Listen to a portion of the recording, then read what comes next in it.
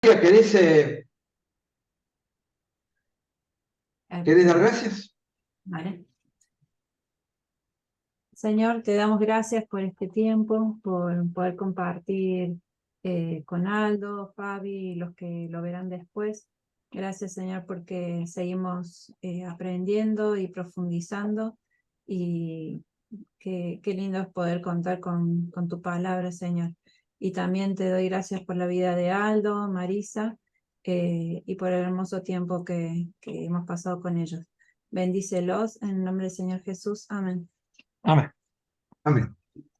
Bueno, vamos entonces a 1 Samuel, capítulo 9, donde estábamos. Eh, y habíamos llegado a que el criado, que era más espiritual que el pobre Saúl, le dice: ¿por qué no vamos a ver al vidente, al profeta, a ver si nos dice cómo podemos encontrar a esto? Eh, y el versículo 10, capítulo 9, versículo 10, dice entonces Saúl a su criado: dice bien, anda, vamos. Y fueron a la ciudad donde estaba el varón de Dios. ¿Qué pasa en esta ciudad ahora? ¿Se acuerdan que se las habían perdido las armas, no? Y ellos habían dado una vuelta por medio territorio de Israel. Versículo 11. Cuando subían por la cuesta de la ciudad, hallaron unas doncellas que salían por agua, a los cuales dijeron: ¿está en este lugar el vidente? Acuérdense que no había agua potable, agua corriente, ni pozos en cada casa, sino que había pozos ocasionales que se armaban en función de los múltiples manantiales que hay en Israel, porque las lluvias se colectan en las montañas y aparecen en determinados lugares. Entonces, normalmente a la mañana y a la tardecita es cuando las mujeres iban con sus vasijas hasta el lugar del manantial a buscar agua para todos los usos de la casa. Entonces habían salido, esto significa que ellos estaban afuera de la ciudad, alrededor del pozo de agua de esa ciudad. Entonces le dice: ¿está en este lugar el vidente? Es decir, ¿está en esta ciudad el vidente? Ellas respondieron y dijeron: sí, helo allí delante de ti. Date prisa, pues, porque hoy ha venido a la ciudad en atención a que el pueblo tiene hoy un sacrificio en el lugar alto. Es decir, normalmente los sacrificios, acuérdense que estamos en un periodo pre-salomónico, así que no había templo, y todavía no estaba David. Había un tabernáculo, ¿se acuerdan? Y ese tabernáculo fue robado por los filisteos. No había vuelto todavía. Entonces, la costumbre de todos los sacerdotes judíos y no judíos era ofrecer sacrificios en los lugares altos, en las montañas. Esto es una vieja tradición que viene desde Abraham. Cuando a Abraham se le dice: andá y lleva a tu hijo y ofrecelo en el monte Moriah, que es uno de los montes alrededor de Jerusalén. Entonces dice: justo hoy vino, porque va a ofrecer un sacrificio en el lugar alto. Cuando entréis en la ciudad, la encontrarán luego, antes que suba al lugar alto a comer, pues el pueblo no comerá hasta que él haya llegado, por cuanto él es el que bendice el sacrificio. Es decir, el animal que se iba a matar, no sé si era un corderito o un chivito, de esos que duran para varios días después.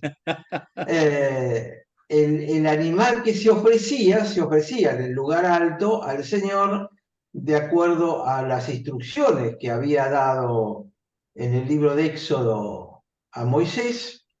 Y después la carne de la se cocinaba y se compartía como fiesta para el pueblo. Entonces nadie come hasta que él bendice el sacrificio. Después de esto comen los convidados. Así que suban ahora porque ahora lo van a encontrar, lo van allá. Entonces ellos subieron a la ciudad.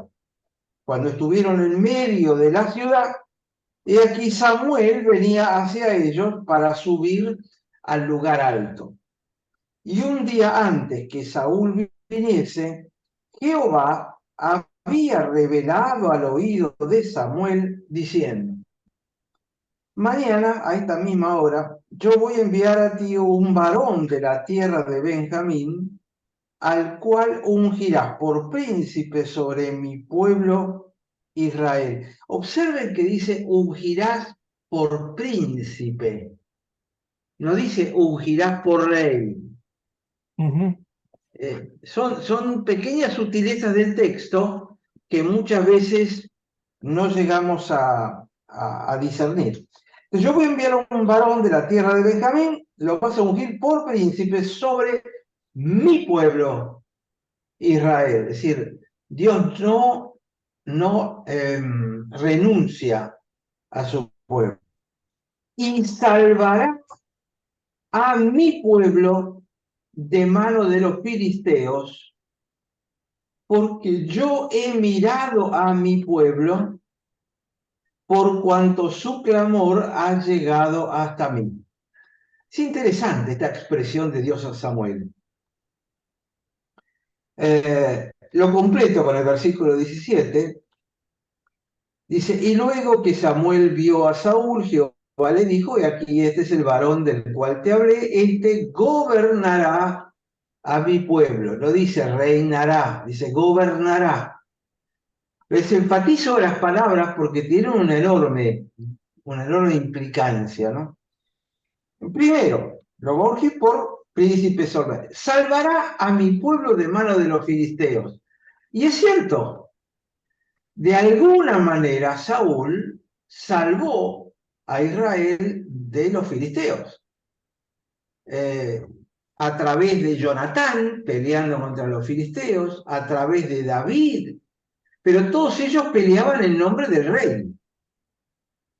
rey para el pueblo, ¿no es cierto? Entonces, no es que Dios está diciendo algo incorrecto. A pesar de los hombres, Dios salva. Parece que es interesante este dato, ¿no? A veces, mi mente va ahora al tema bautismo. Me gusta meter el dedo en la llaga. Mi mente va al tema bautismo y nosotros muchas veces pensamos: ¿y quién hizo este bautismo?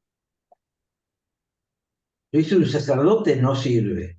Lo hizo un pastor, ¿de qué denominación es? Porque si no, lo tengo que hacer de vuelta, porque si no, no sirve.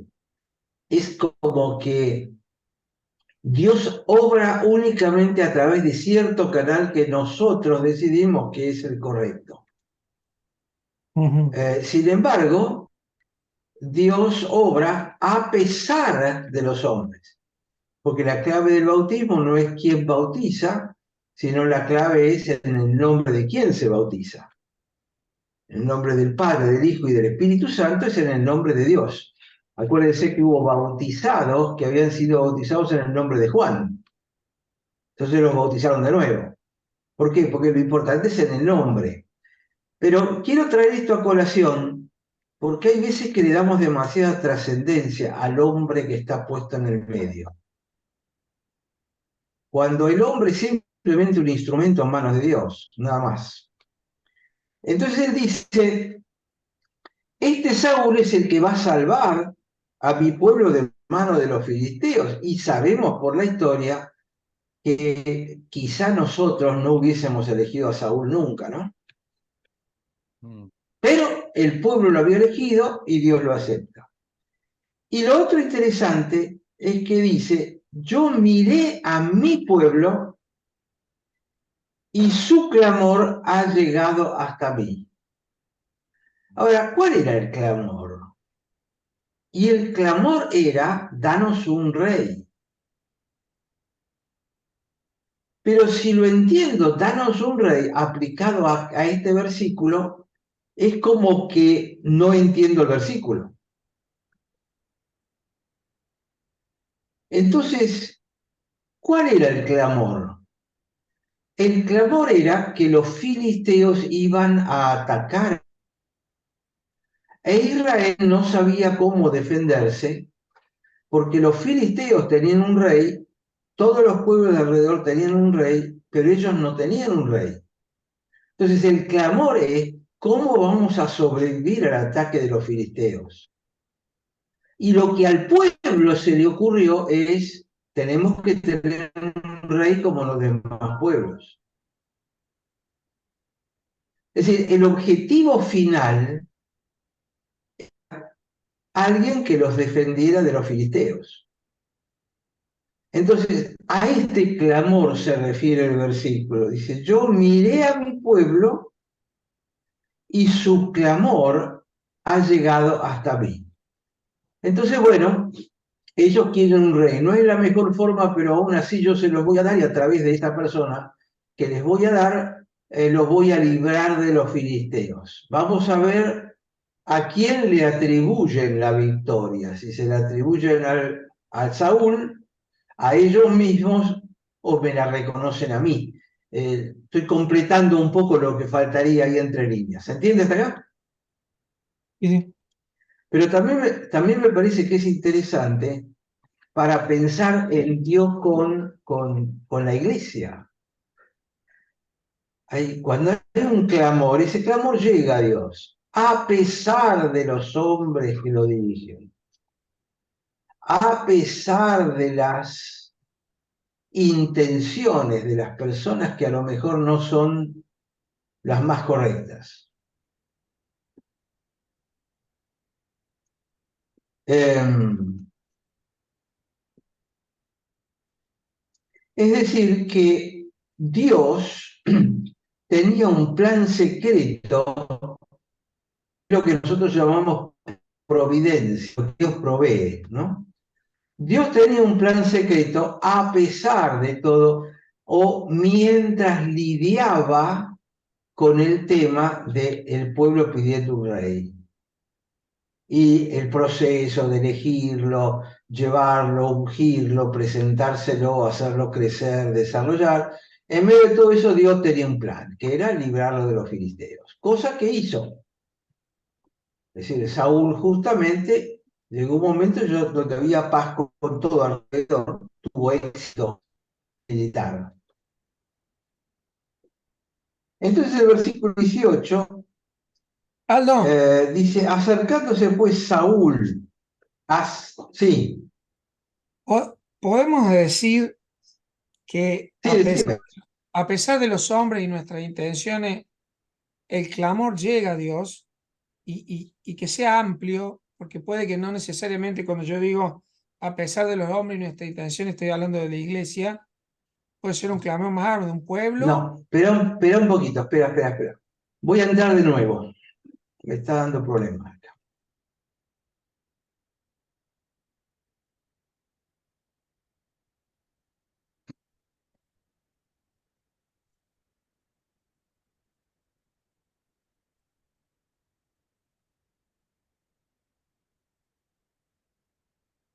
Bueno, ahí renovamos. Ahora Estaba, sí, estaba yo diciendo de que a pesar de los hombres y nuestras intenciones, el clamor llega a Dios. ¿Y esto puede ser más amplio, en tu opinión, que para la iglesia? ¿Puede ser el clamor de un pueblo cualquiera o de una familia, aún sin ser iglesia? ¿Y qué rol juega ahí el Espíritu Santo en descifrar nuestro clamor al cielo? ¿Me entendés la pregunta? Sí, yo creo que sí. Yo creo que en base a lo que uno ha leído de la Biblia, Dios escucha el clamor del no creyente, Dios escucha el clamor del pueblo, Nínive, Mm, por ejemplo, con Jonás. Eh, Es decir, el oído de Dios está atento.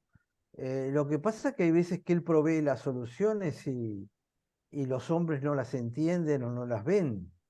El hecho de que no actúe no quiere decir que no lo haya escuchado. Pero especialmente cuando es el pueblo de Dios, y si lo querés aplicar a la iglesia, para mí no hay duda que Dios escucha ese clamor, aún del último miembro que entró en la iglesia. Sí, Y a veces se escucha mucho más fuerte que hasta la del propio pastor, creo yo.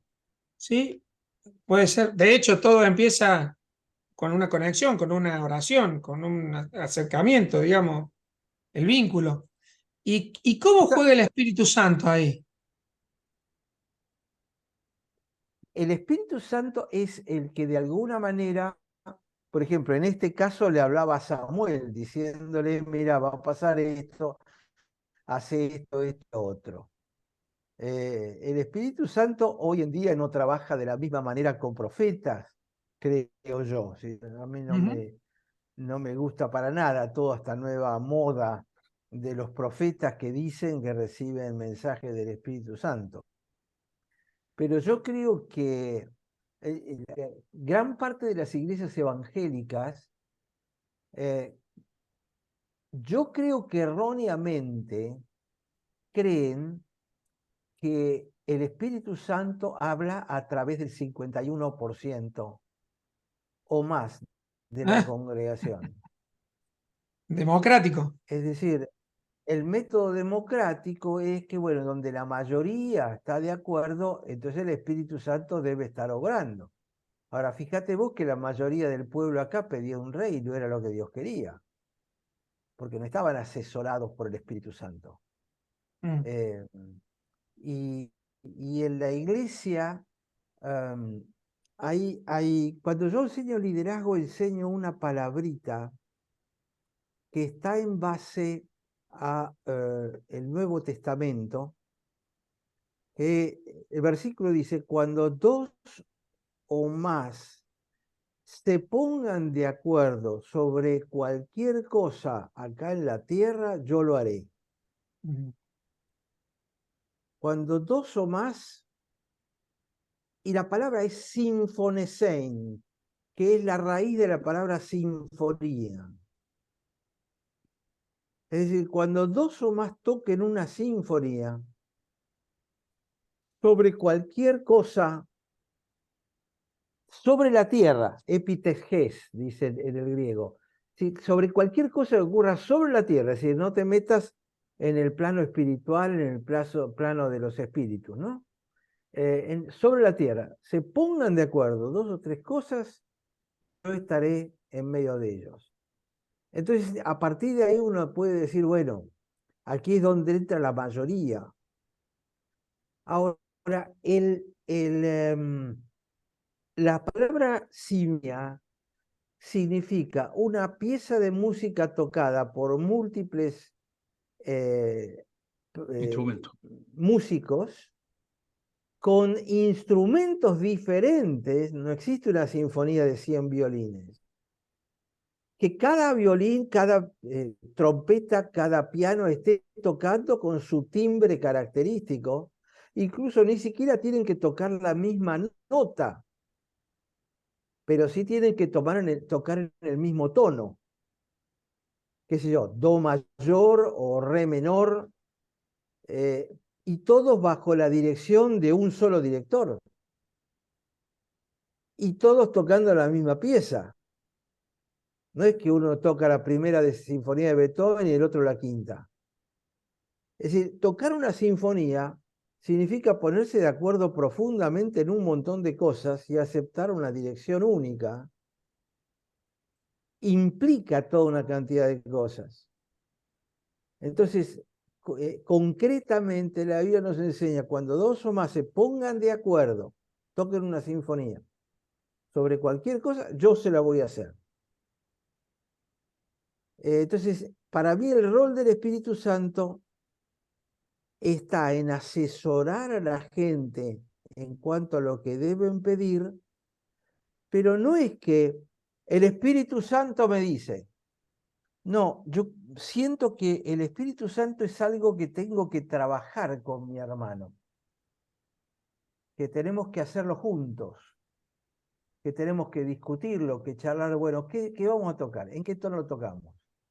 ¿En qué ritmo lo vamos a tocar? Pues yo puedo poner el metrónomo a distintas velocidades. Implica ponerse de acuerdo, en serio. Y no simplemente pelearse en una administrativa y levante la mano a ver cuántos están por acá, cuántos por allá. Yo siempre digo, el buen liderazgo trabaja por unanimidad, un ánimo. Es decir, la palabra ánimo significa un espíritu. Por unanimidad o por lo menos por consenso. Y consenso no significa 51%. Significa probablemente 85, 90%, pero que no haya nadie en contra. Es decir, que haya 80 que quieren para un lado y los otros 20 dicen, mira, no me gusta, no estoy convencido, pero no me voy a oponer. Bueno, listo. Yo creo que ahí ya puede trabajar el líder pensando que probablemente el Espíritu Santo está marcando ese camino. Pero que todo el mundo piense igual tampoco me aseguro que sea el Espíritu Santo. Alemania votó a Hitler con las dos manos levantadas. Y en el caso de una persona, Aldo, que tiene un clamor y no ha tenido un encuentro con Cristo genuino, yo creo que también eso es válido, ese clamor, que ese clamor llega de alguna manera y hasta puede tener su respuesta. Y ahí me pregunto, ¿cómo actúa el Espíritu Santo como intercesor entre una persona así y Dios? Que a lo El mejor clama a Espíritu, su manera, a su forma. el Espíritu intercede por nosotros con gemidos indecibles. Y claro, Correcto, siempre lo aplicamos al creyente. claro. Pero el Salmo 120, yo con mis hermanos mexicanos estoy haciendo los salmos graduales, los cánticos graduales. El Salmo 120, el primero de los cánticos graduales, dice, a Jehová clamé estando en angustia, y él me respondió. No era un creyente, era alguien que estaba con un problema y clamó a Dios. Al Señor clamé estando en angustia. Y el segundo renglón dice, y él me responde. Es interesante porque dice, clamé, y está en tiempo perfecto, que significa en hebreo que terminé de clamar. Es decir, se lo pedí, se lo puse todo delante. El renglón siguiente dice, y él me responde, está en tiempo imperfecto, lo cual significa que sigue respondiendo todavía, no es una acción terminada, es una acción que sigue. Muy buenos. Ujú. Muy bien. Así que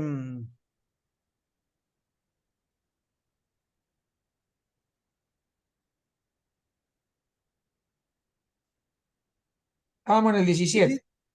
el 17. No, es interesante, Dios estaba en control de lo que estaba pasando y por el hecho de que Israel le haya pedido un rey, Dios no abandonó su trono. Él era el rey y siguió siendo el rey. Les iba a dar un rey humano y le enviaría un rey que era imperfecto a un Israel que también era perfecto. Y pese a todos los problemas que hubo durante el reinado de Saúl, no fue un desastre total, porque hubo muchas victorias militares realmente y hubo mucha mayor independencia de los filisteos al final de ese periodo. Entonces, cuando está llegando, 17. He aquí, este es el varón del cual te hablé, este gobernará a mi pueblo. Y quiero marcar esta palabra, gobernará a mi pueblo, ¿no? No reinará, había dicho, era un príncipe que va a gobernar. Es decir, un príncipe es un gobernador más elevado, porque el príncipe es un heredero del rey, nombrado por el rey, que tiene una relación con el rey, que gobierna también. Pero un príncipe es más que un gobernador. Bueno, este es el que va a gobernar, a tomar decisiones por mi pueblo. 18. Acercándose pues Saúl a Samuel en medio de la puerta de la ciudad, porque iban a salir de la ciudad para ir al lugar alto a ofrecer el sacrificio. Le dice: te ruego que me enseñes dónde está la casa del vidente. Ahora, el vidente viene al frente de la procesión. Le habían dicho que iba a haber un festival. ¿Te imaginas que al vidente tiene que venir los ancianos del pueblo? Tiene que haber toda una procesión. Y este salame, cuando la procesión va a salir, va el que viene adelante presidiendo todo y le dice: te ruego que me indique dónde está el vidente. Pero papá, si van a hacer una procesión y van a hacer un sacrificio, ¿quién va a ir adelante? El vidente, el sacerdote. Es decir, esto muestra lo inocente que era Saúl, lo tonto que era Saúl. Era un hombre de campo, un campesino, un Sin el alejado menor de todo roce. hospital. Exacto, exacto. Sí, no tenía roce alguno, entonces no tenía capacidad ninguna para liderar, excepto que Dios lo enseñara y lo entrenara. Esta es la realidad de la cosa. Y entonces Samuel le responde a Saúl, diciendo: yo soy el vidente. Sube delante de mí al lugar alto. ¿No le llama la atención que diga sube delante de mí? ¿Quién preside una procesión de ese tipo?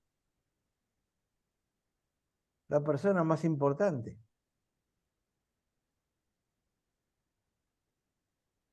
Imagínate que viene a tu pueblo una procesión encabezada por Schiaretti y vos le vas a hablar. ¿Quién es? Vengo a ver al intendente. Sí, soy yo, Salame. Vamos para aquel lado, caminá. Y te dice: caminá delante mío, caminá delante de toda esta procesión. Y te pone a vos delante de él y de todo su gobierno. Es raro, Tiene que ver, salvo Samuel ya lo había identificado, que, ¿qué? que Samuel ya lo había identificado, Dios ya Repetí. le había hablado. Sí. Claro, Ujú. claro, porque es Dios el que le dijo: he aquí, a este es al que tenés que poner como rey. Es decir, desde este primer momento ya Samuel lo está poniendo a Saúl como primero.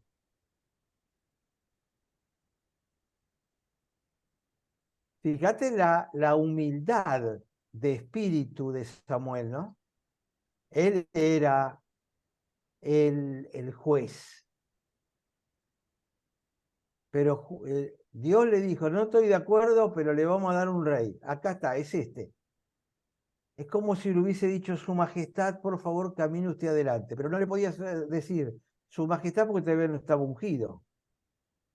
No estaba ungido, pero ya le estaba reconociendo la autoridad. Son estas sutilezas del texto, ¿viste? Que te dejan sorprendido. Entonces dice: sube delante de mí al lugar alto y come hoy conmigo. ¿Te imaginas que esto era un privilegio que se hacía únicamente con los ancianos de la ciudad? Y por la mañana te despacharé y te descubriré todo lo que está en tu corazón. Mira, yo sé de que vos, ¿por qué venís? Por tus asnas y todo esto, pero hay cosas más importantes que eso para descubrir. Ahora vamos, hagamos el sacrificio. Este sacrificio, de alguna manera, para mí tenía que ver con el nombramiento de Saúl. Mm. Es decir, hay que sacrificar un animal en lugar del pecador. Entonces, todo el reinado de Saúl arranca con un sacrificio que va a ofrecer Samuel conscientemente, y por eso lo hace ir al rey adelante. Porque en el fondo ese sacrificio es el lugar de Saúl por todas las macanas que se va a mandar. Y entonces le agrega, fíjate el versículo 20, y de las asnas que se te perdieron hace ya 3 días, perdés cuidado de ellas, porque se han hallado. Pero ¿para quién es todo lo que hay de codiciable en Israel, sino para ti y para toda la casa de tu padre? Es decir, las asnas, olvídate de las asnas, ya está, las asnas. Pero, ¿para quién es todo lo codiciable? Y yo me lo imagino a Saúl mirándolo con la boca abierta, diciendo, ah, ¿de qué estás hablando? Mm.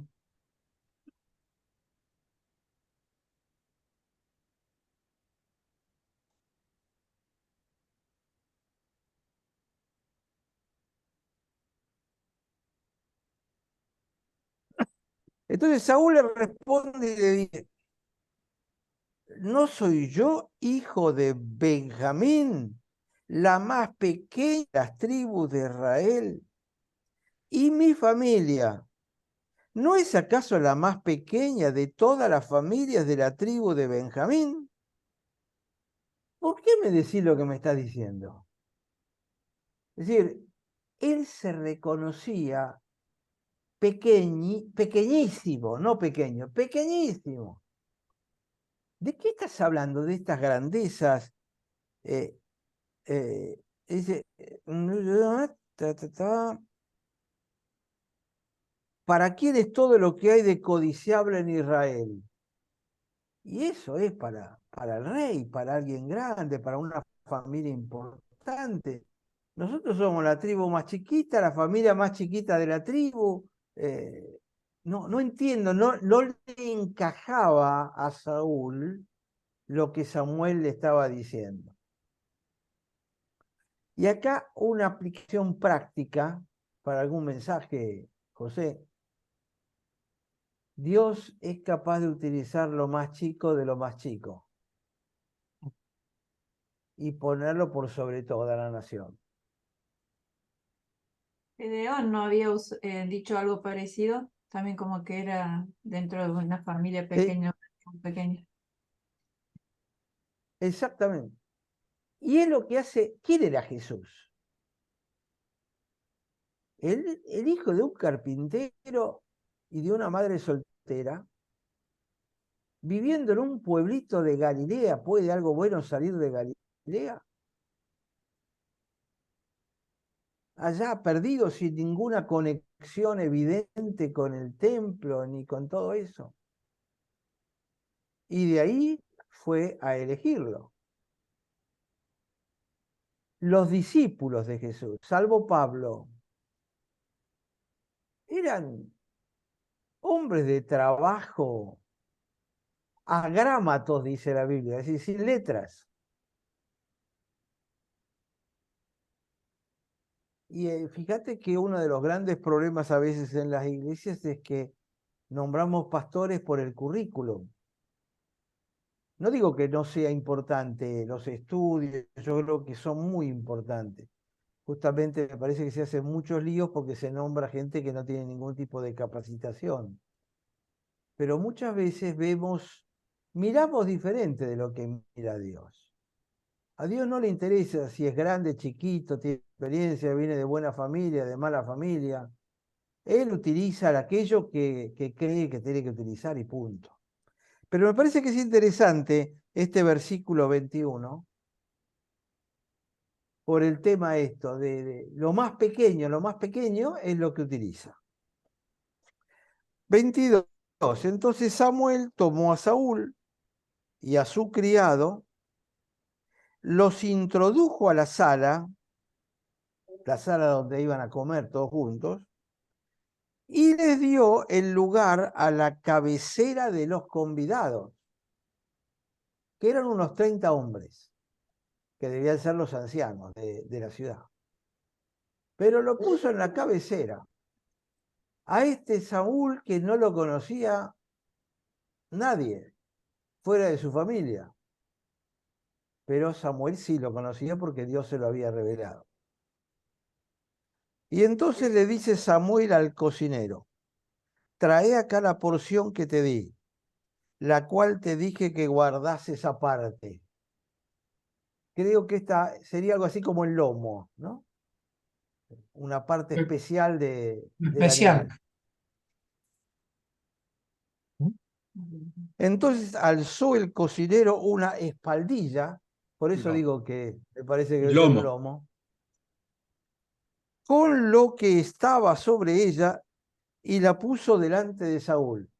Es decir, lo hace caminar primero, lo hace entrar en la sala para que coma junto con el profeta, lo sienta en la cabecera y le da la comida más especial. Y Samuel dijo: he aquí lo que estaba reservado, ponlo delante de ti y come, porque para esta ocasión se te guardó, cuando dije: yo he convidado al pueblo. Y Saúl comió aquel día con Samuel. Vuelvo a repetir esto. Fíjate que dice: cuando yo dije lo que estaba reservado, ponelo detrás, come, porque para esta ocasión se te guardó. Es decir, se le guardó el lugar especial a este desconocido. Cuando dije, yo he convidado al pueblo. ¿Y dónde está el pueblo? En Saúl. Porque Saúl representa al pueblo. Saúl es el pedido del pueblo. Saúl es la elección que Dios hace de acuerdo a lo que el pueblo es. Entonces, yo he convidado al pueblo. Ese yo, ¿es por Samuel o es por Dios? ¿Entiende la pregunta? Samuel, yo dije, dice Samuel, yo he convidado al pueblo. ¿Es Samuel el que convidó al pueblo? ¿O es Dios que convida al pueblo representado en Saúl? 24. Ahora, Aldo, en el ritual normalmente, ¿en qué momentos? O sea, está claro el convite para las autoridades. Y después que comían ellos, comía el pueblo, ¿no era así? Correcto. En un ritual normal del Ah, el sacrificio. ritual Sí, normal. sí, sí, sí, Y, sí, sí. eh, Pero de alguna manera ofrecerle lo mejor a Saúl es ofrecerle lo mejor al pueblo. Es decir, el pueblo está recibiendo lo mejor que Dios le está dando. Es como que Dios está diciendo: esto es lo mejor que tengo para ustedes. yo veo dos No interpretaciones lo mejor de acuerdo. que yo ¿Cómo, cómo? infiero. Una es así como vos lo decís, bueno, Dios le está dando lugar a un lugar de privilegio al pueblo, pero quizás también Samuel, él viene obedeciendo a Dios, pero viene renegando de esta situación o viene luchando con la situación. Le da el lugar de rey, que es la actitud que venimos viendo en todo el pasaje, le da ese lugar y le reconoce a él el lugar de rey de pueblo. Bueno, pero que también es perfectamente compatible de que lo hace Samuel como mandato del cielo, que es la autoridad. O sea, para mí lo importante ahí Claro, destacar es el rey del pueblo. Ese es tu lugar y sos el pueblo. Y sos Saúl el también no pueblo. entiende nada, ¿eh? Exacto, sos el pueblo. Todo el pueblo. El presidente, el rey, es el representante del pueblo. Mm. Entonces, contrasta lo humilde que se presenta Saúl en comparación con lo que Saúl va a hacer más adelante, en algunos capítulos más adelante, que de humilde no le quedó nada. Pero fíjate que él tenía un concepto muy humilde sobre sí mismo. El lugar de honor siempre estaba justamente al lado del profeta Samuel, en el lugar de cabecera, que es donde lo guardó. Cada comida, cada porción que había y que se daba, también formaba parte de este honor que se le estaba brindando a Saúl. Y yo imagino a los 20 ancianos que estaban en la mesa, en la sala, ¿qué estarían pensando? Porque ellos sí entendían lo que estaba pasando. Claro, pero no sabían lo que Samuel había recibido del Señor. Pero Pero lo entendían hacía que le estaba dando un Samuel. lugar de privilegio, sin duda. ¿Qué está haciendo ¿Y por el qué? sacerdote que le da este lugar? ¿Quién es este muchacho? ¿De qué se trata? ¿Y por qué? Claro. También Samuel podía estar esperando a ver cómo reaccionaba Saúl, ¿no?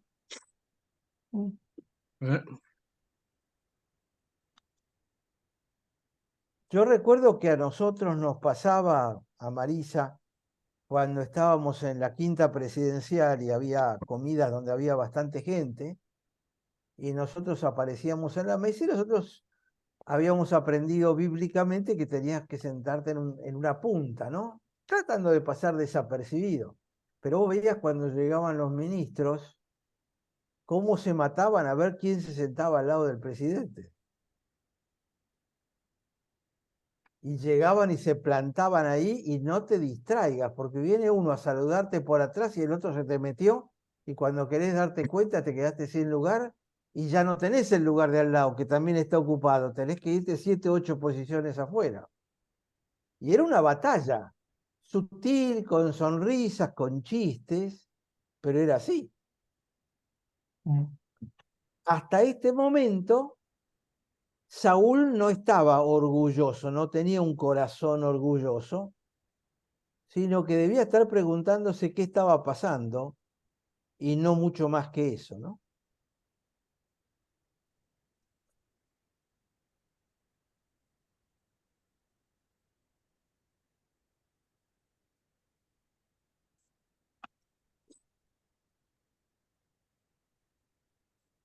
Y Saúl comió aquel día con Samuel. Ahí termina un poquitito ese relato.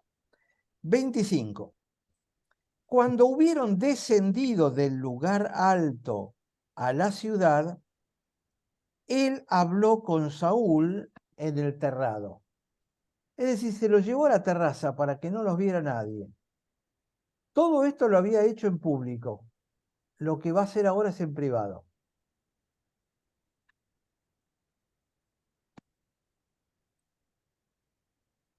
Al otro día madrugaron y al despuntar el alba, Samuel llamó a Saúl, que estaba en el terrado, y dijo: levántate para que te despida. Es decir, Samuel lo lleva al terrado, ahí donde duerme Saúl, y se queda hablando con él. No sé si durmió ahí. Lo que sé que a la mañana Saúl estaba de nuevo en el terrado. A lo mejor había estado en el terrado y hablaron. Y Samuel le debió haber contado de qué se trataba, porque Saúl estaba más perdido que Adán en el día de la madre. No, probablemente no entendía nada de lo que había pasado. Entonces, Samuel le debió haber explicado por qué todos esos honores, quién era, que Dios se lo había dicho. Que Saúl lo entendiera era otra cosa. Pero evidentemente le habló, seguramente le explicó. Yo me imagino que si a mí me llegan a decir todo esto a la noche cuando volví de una buena comilona, difícilmente pueda dormir mucho esa noche, ¿no? Porque voy a pasarme la noche pensando y reflexionando en qué es lo que me acaban de... Entonces a la mañana siguiente madrugaron, al despuntar el alba, Samuel llamó a Saúl, que estaba en el terrado. ¿Se habrá quedado? ¿Habrá dormido algo? Y le dijo, levántate para que te despida. Quiere decir que estaba acostado, o sentado, por lo menos. Luego se levantó Saúl, salieron ambos de la casa, él y Samuel, es decir, Saúl y Samuel. Y descendieron ellos al extremo de la ciudad, y Samuel le dice a Saúl, decile al criado que se adelante. Es decir, se quedó a solas, lo echó. Samuel seguramente le habló sobre el deseo de Israel de tener un rey. Y probablemente, ¿se acuerdan que Dios le había dicho, bueno, decir al pueblo, esto es lo que va a ser un rey? Entonces no me extrañaría que Samuel le haya contado a Saúl, mirá, esto es lo que va a pasar, pero tenés que ser un buen rey para Israel. Dios va a estar contigo, te va a estar ayudando. Tenés un montón de cosas a tu favor, sos humilde, vas a tener el apoyo de la gente. Ahora, si realmente te entregás tu corazón para servir a Dios y te sometés a Él como tu rey, vas a tener éxito. Si no, vas a tener realmente un problema. Entonces, le dice, bueno, decile acá al criado este que se adelante, porque lo que vamos a hacer ahora no es para que él lo vea. Y se adelantó el criado, le dice, pero espera tú un poco para que te declare la palabra de Dios. Es decir, que todo lo que se habló en la noche fue ir abriéndole los ojos, ir explicándole. Pero ahora el profeta le iba a dar palabra directa de Dios, que era lo que Dios quería decirle a él, ¿no? ¿Hasta acá estamos? ¿Y sabes qué me sorprende, Aldo? Todo lo que demora Samuel en revelarle la palabra de Dios, porque ha pasado un montón de cosas. Si a mí Dios me hablara y anda a decir este mensaje a Aldo, no espera, te llamo por teléfono en el acto. Samuel lo va llevando y lo va conduciendo, lo va organizando, va a su tiempo, cada cosa la va. Eso me sorprende mucho. Yo con mi ansiedad lo resuelvo en un minuto. Es cierto, es cierto. Nuestra tendencia como hombres es a solucionarlo. Llama la atención la paciencia de Samuel. Por otro lado, imagínate que vos agarrás a una persona que está yendo a tu iglesia, que se sienta al fondo a la izquierda, viste, nunca tuvo ninguna actividad, de pronto Dios te dice, aquel va a ser el próximo pastor. Entonces lo llamás, lo traes adelante, tenés que decírselo despacio porque no lo va a entender. Claro. Le va a costar mucho, tiene que adaptarse a la idea. Por eso que Samuel le tiene que dar todo este tiempo a Saúl para que caiga, porque además, como vos decías, era un pajuerano. El Primero y tipo estaba... principal eso, que era una persona que no tenía la capacidad para entender y tenía que asumir un rol que jamás hubo en Israel, el de ser rey. Exacto, exacto. Iba a ser Entonces, el medio primer como que rey. estaba, claro, iba a ser el primer rey de un pueblo que recibía órdenes directas de Dios a través de la voz de los profetas. ¿Y Es esto, complicado, y es esto con qué complicado. se come? Ser Claro. rey. ¿Y con qué se come? Yo imagino que Samuel, que ya tenía su experiencia de gobernar bastante tiempo, habrá entendido la disyuntiva que significaba para Saúl una cosa como esta, Y entonces se tomó evidentemente su tiempo para ir contándoselo de a poquitito y que fuera cayendo de a poco este muchacho. Y le costó, porque ustedes van a ver ahora que Saúl se va a ir a la casa, se vuelven a manejar los animales, no tomaba conciencia de que era rey, había que formar un ejército, defenderlo contra los filisteos. Le va a llevar bastante tiempo todavía el darse cuenta de su rol.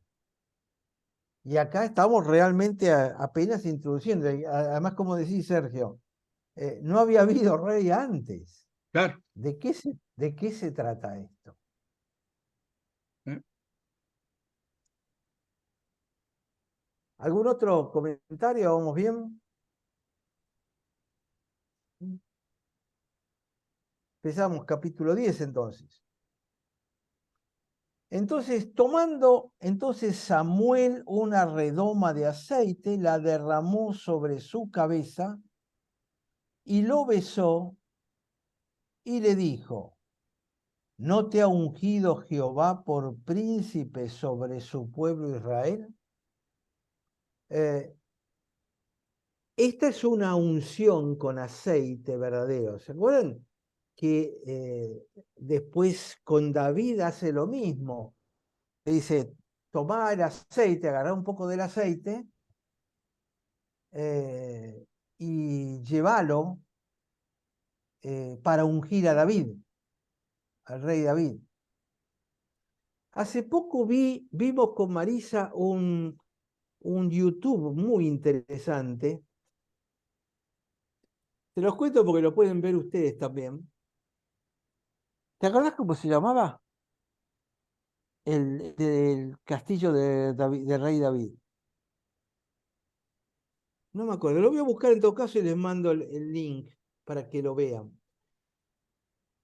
Se acaba de descubrir hace no demasiado tiempo lo que parece ser el castillo de David, donde David vivía.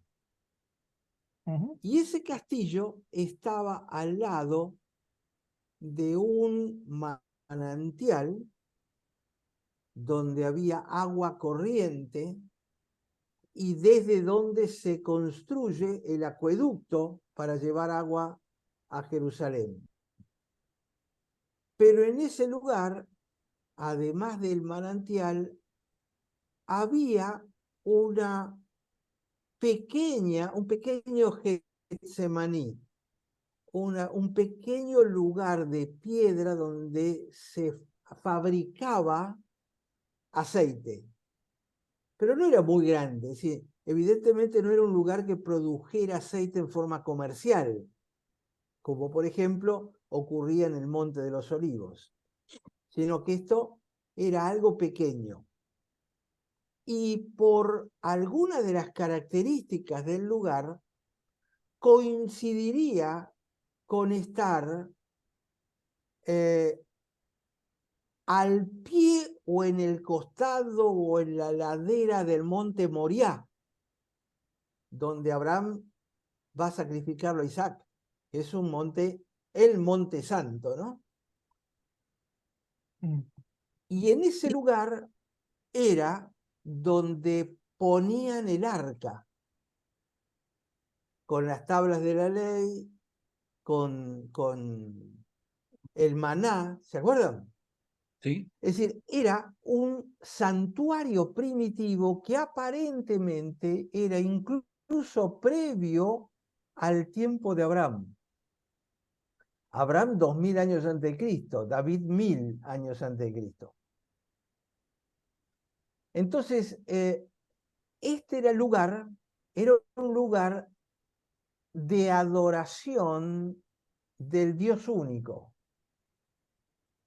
que se adoraba en Jerusalén, la ciudad de la paz, del cual era rey Melquisedec.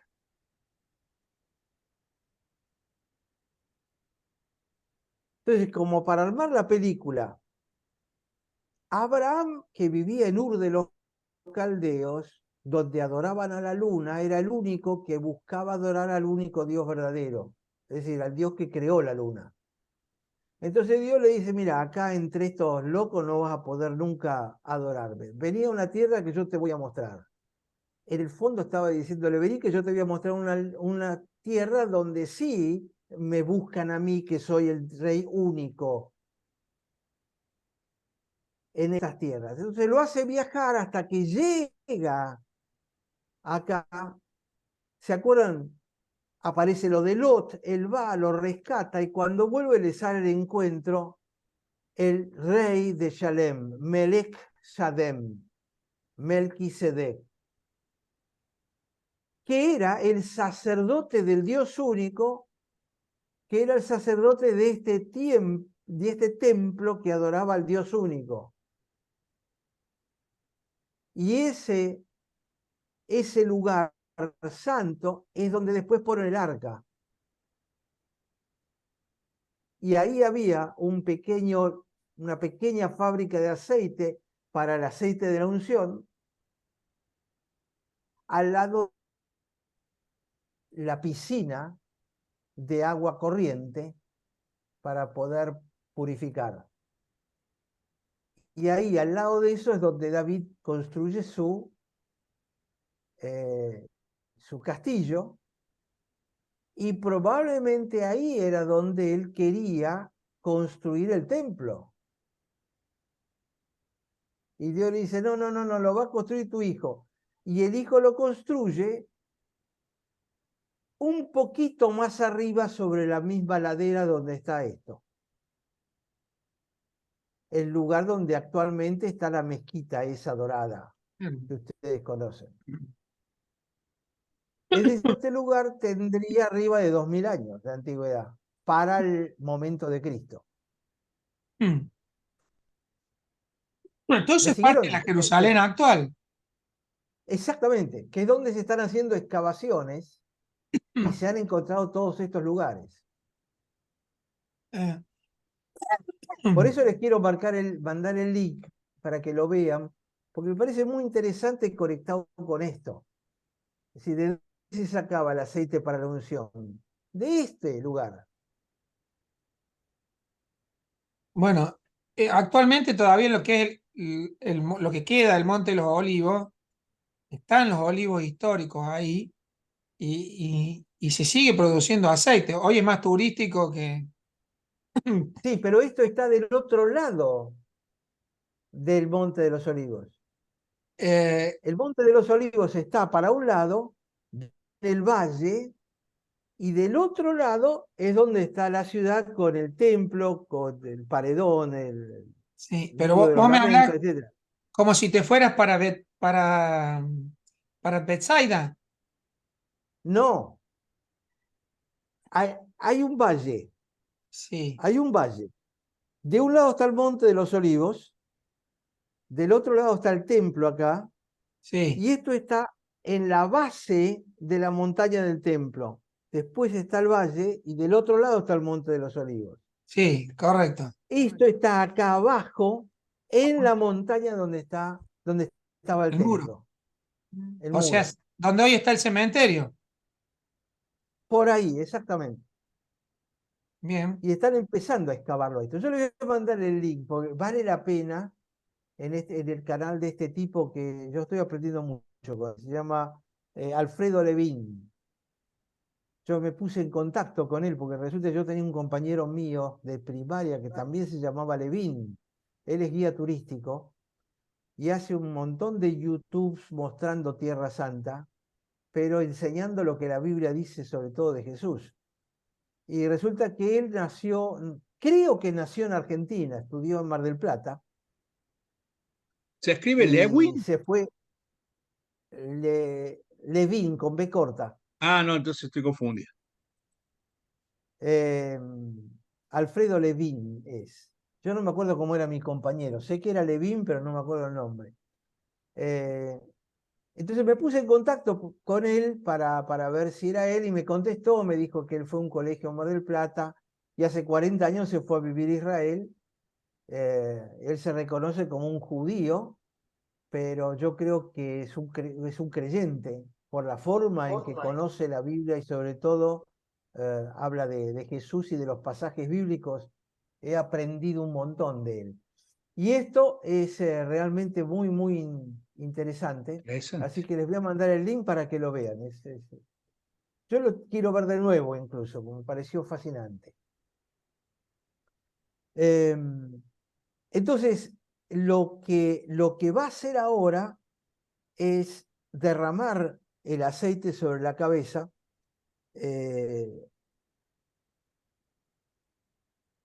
Es algo así como una señal de lo que Dios hace con Saúl, que es derramó, es decir, cabeza y cuerpo. El Espíritu Santo simbólicamente fue derramado sobre él, equipándolo para el trabajo que iba a venir. Este es el significado de la unción. Lo mismo que va a pasar con David después. Le derraman el aceite cuando era un chiquilín que no tenía ni la menor idea. ¿Qué quiere decir? Esa unción del Espíritu Santo es la que lo va a preparar y a capacitar para llevar adelante la tarea que tiene que hacer.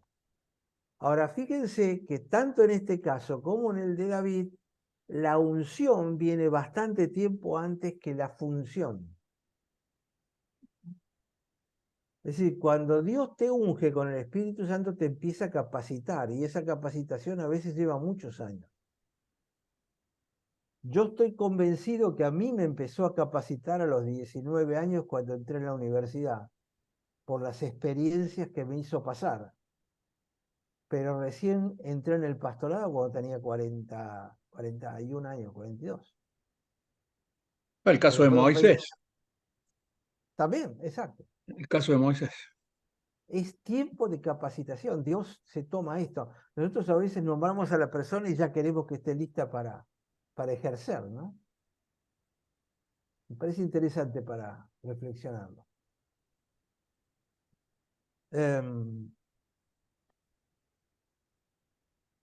Lo que pasa es que se han metido con los conceptos de liderazgo moderno, que es diferente al liderazgo de Dios. Entonces queremos resultados inmediatos. Exacto, exacto. Queremos, o sea, se da, Y es la lógica. dice acá que no solo le derramó sobre su cabeza, sino que lo besó. El beso significa un apoyo personal de Samuel para Saúl. El beso es como decirle, sos mi hijo espiritual y no te voy a dejar desamparado. Es decir, no es que Dios te nombra acá, andá y arreglate. No, no, no. Yo te beso, es decir, te recibo. El beso es chuparse al otro. El beso es absorber al otro y ofrecerse al mismo tiempo. Es decir, Y que tiene...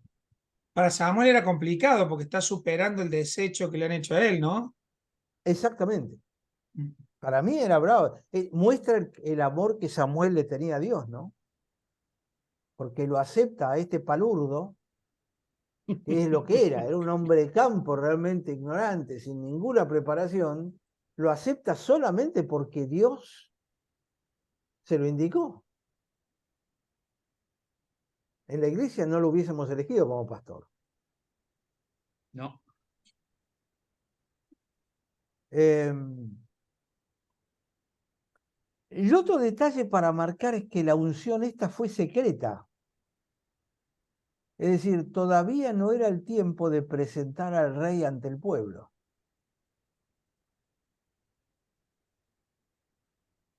Pero Dios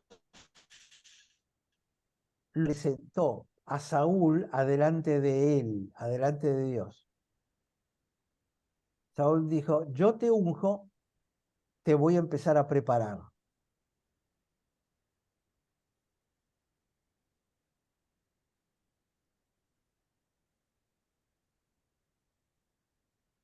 Fíjense, si lo comparan con el Espíritu Santo, como muchas veces Dios nos puede ungir para una tarea con el Espíritu Santo, vuelvo a repetir, y recién después de mucho tiempo, pues, el lugar que Él quiere darnos. Y vuelve a repetir, ¿no te ha ungido Jehová por príncipe sobre su pueblo Israel? Vuelve a repetirle lo de príncipe. Antes había dicho, este gobernará a mi pueblo. En el versículo 16 dice, lo ungirás por príncipe. Aquí el mismo Samuel, Dios le había dicho a Samuel, ungilo por príncipe.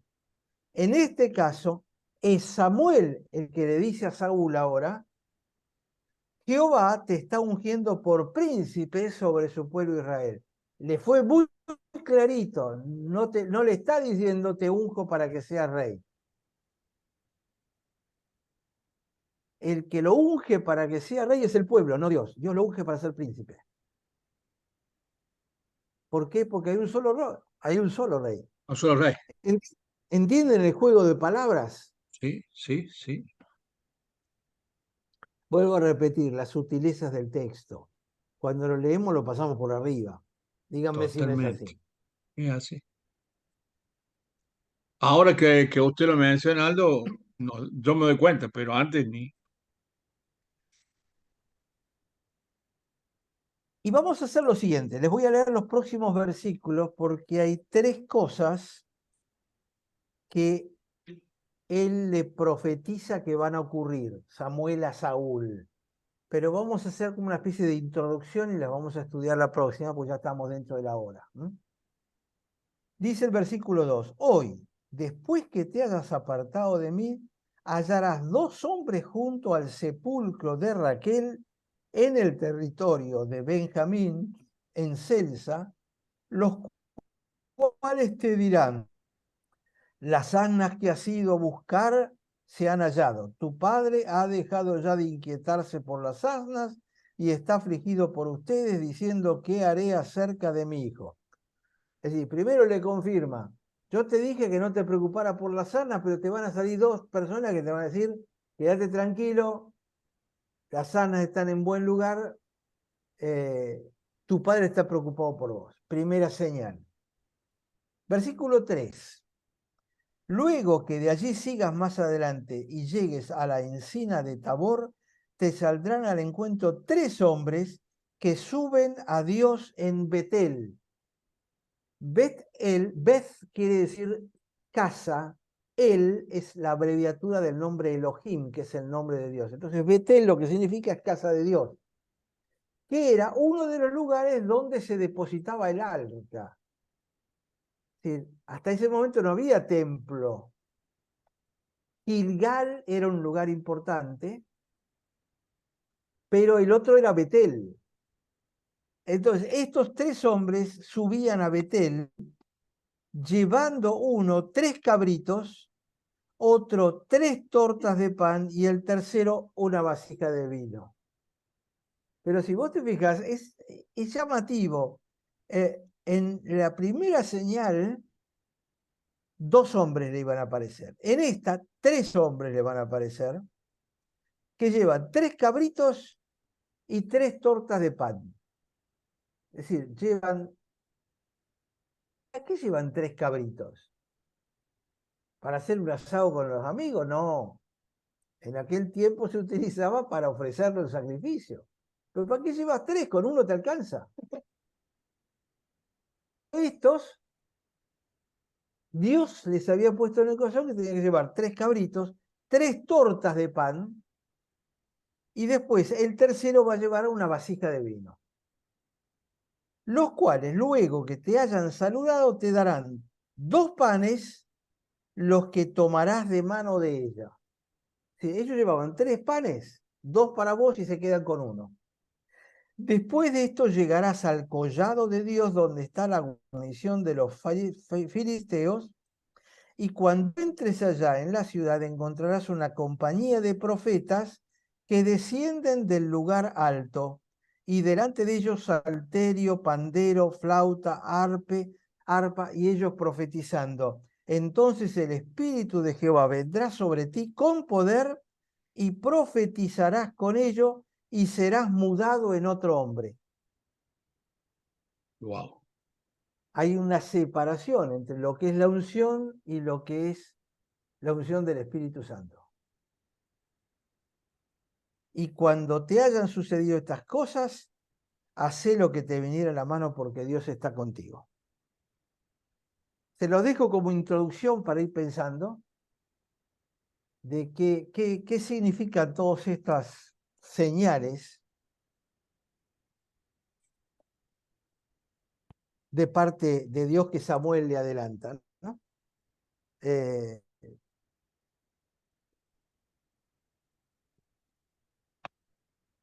Es decir, que él salía de un sacrificio en un lugar alto, dice, bueno, andate y vas a participar de otro. Y ahí es donde vas a profetizar. No hay ninguna duda que el Espíritu Santo vino a Saúl, enviado por Dios, para capacitarlo para su tarea. ¿Por qué razón el Espíritu Santo no pudo tener éxito?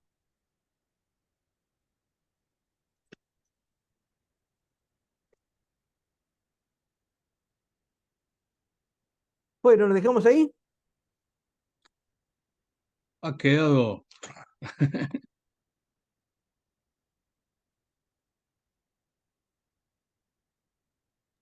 Ahora fíjense la riqueza que... Sí, sí. Te escucho.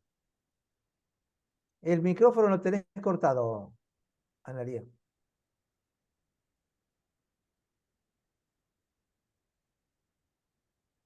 No, todavía sigue cortado.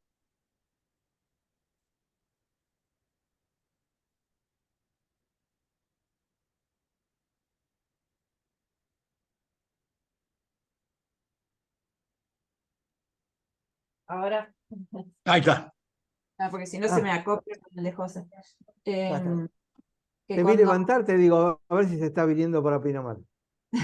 no, en Dime. el libro de Hechos, cuando está por ascender Jesús y le dicen de que cuándo va a venir el reino, digo, están esperando otro, o sea, que se instaure algo parecido a esto, ¿no? A un rey elegido, o sea, no entienden otro modelo porque no vivieron antes de Saúl que no gobernaban los reyes, ¿no? Creo que hay 14 periodos sin rey, 14 con rey, 14 sin rey, y cuando llega Jesús tocaría que comience otro periodo de reyes. Y en realidad Jesús era el rey que venía. Claro. No sé, digo yo, pero es como que la gente busca este rey humano como un David, o en su defecto como un Saúl. Pero es como que decís, hasta cuando está ascendiendo, siguen pensando de la misma forma, ¿no? Que parece como, fracasé como Salvador acá. Pero bueno, la esperanza del Espíritu Santo que va a traer la revelación y que entiendan lo que es el reino verdadero, ¿no? Pero es como que están anhelando esto, o sea, volver a lo que eran antes. Fíjate que Cristo cuando viene, Él dice, el reino se ha acercado. Y en muchos casos hay alguna gente que se le acercaba y les dice, estás cerca del reino, pero todavía no estás ahí. Entonces, para los discípulos, Jesús era el rey, pero se estaba yendo. Entonces acá hay algo que no me cierra. Si el rey se va, ¿qué pasa con el reino? Uno puede preguntarse incluso, ¿a quién de nosotros dejás como tu virrey o como tu rey delegado? Pero supongamos que no estaban así tan... eh, eh, vos sos el rey, instalás el reino, viniste a instalarlo y ahora te vas. ¿Qué pasa con el reino? Entonces ahí es donde Jesús le dice, bueno, ahora tienen que esperar. Y tuvieron que esperar un montón de días, ¿no? Hasta que bajara el Espíritu Santo, a partir del cual empieza en realidad el reino en forma generalizada. Ahora, si vos te fijas, el reino empezó la misma noche en que Jesús resucita. Cuando Jesús se presenta a sus discípulos en Juan 21 y les dice, reciban el Espíritu Santo.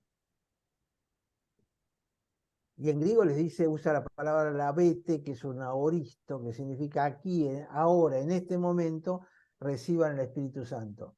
Es decir, que el Espíritu Santo, los discípulos lo reciben el día de la resurrección, y recién el derramamiento sobre el pueblo, la presentación formal frente al pueblo ocurre 50 días después, en Pentecostés. Acá está pasando lo mismo con Saúl. Le derraman el aceite, pero el Espíritu Santo va a venir después. Lo mismo va a pasar con David. Lo ungen primero y después va a venir la bajada del Espíritu Santo. Ojo, no estoy hablando del bautismo del Espíritu Santo, que de lo que hablan los ¿cómo se llama? Los Hermanos pentecostales pentecostales. o los carismáticos, el movimiento carismático. No estoy hablando de eso, porque yo creo que el Espíritu Santo se recibe cuando uno cree. Ahora, lo que dice es, seréis llenos de poder cuando venga sobre ustedes el Espíritu Santo. No dice, van a recibir el Espíritu Santo, porque ya lo tenían. Dice, serán llenos de poder. Entonces, yo lo que sí diferencio es entre recibir el Espíritu Santo y la primera llenura del Espíritu. ¿Sí? Que ese Espíritu Santo te tome, se posesione de vos y vos lo sientas en toda tu plenitud. Y a partir de ahí el Espíritu Santo se apaga, se contrista, se vuelve a levantar, se vuelve a llenar, volvés a vaciarte. Y así es toda la vida.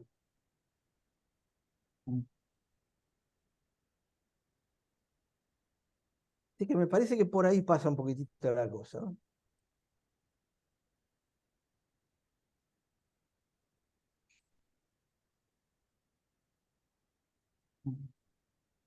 Bueno, ¿algo más? Bueno, Se fue rápido hoy, ¿no? ¿O Uf, te pareció? buenísimo. muy rápido.